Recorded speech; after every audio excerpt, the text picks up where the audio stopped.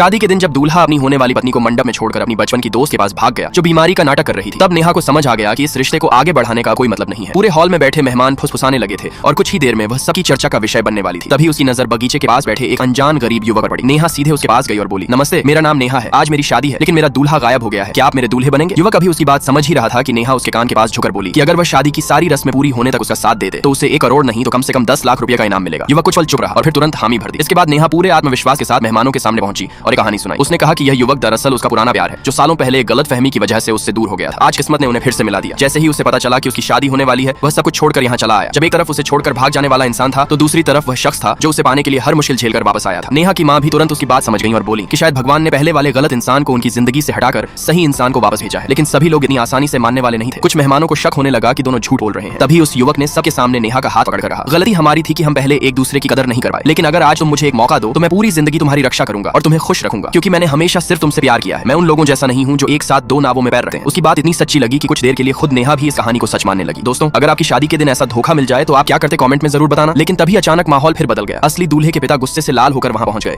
और सबके सामने चिल्लाने लगे कि उनका बेटा किसी की जान बचाने अस्पताल गया है और इस परिवार ने इतनी जल्दी किसी अजनबी को पकड़कर मंडप में बैठा दिया। उनकी बात सुनते ही पूरे हॉल में सन्नाटा छा गया और अब सबकी नजरें नेहा और उस रहस्यमयी युवक पर टिक गई। आखिर आगे क्या होने वाला था ये कोई नहीं जानता था। लाइक सब्सक्राइब कर देना, भगवान आपको बहुत खुशी देगा।